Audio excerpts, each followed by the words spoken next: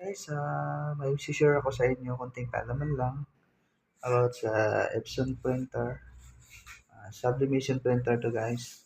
Ang model niya ay 6070.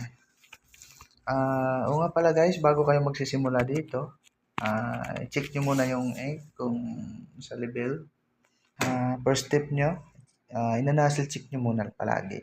Always yung gagawin yun guys. Ito guys. Ito siya. Ayan, nozzle check. Nozzle check.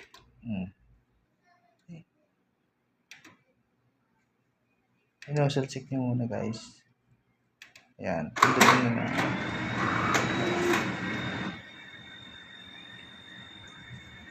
Ayan siya guys. Kasi, hindi dito pwedeng mag-rekta ka ng clean guys. Kasi alam nyo kung bakit. Mahal ang ink nito. Pag cleanin nyo to, tapos naka-all, head cleaning mo siya.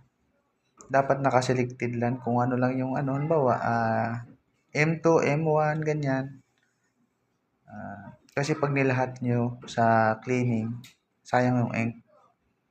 Kasi yung ibang part ng dito, itong kulay na ito hindi naman siya kumpleto naman yung ano niya sa pag-nozzle nyo.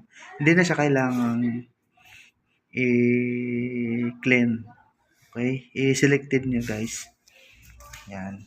Yan. I-exit lang natin. Titingnan natin kung okay yung ano niya guys. Ayan siya guys. Pero hindi siya makita. Ayan na natin.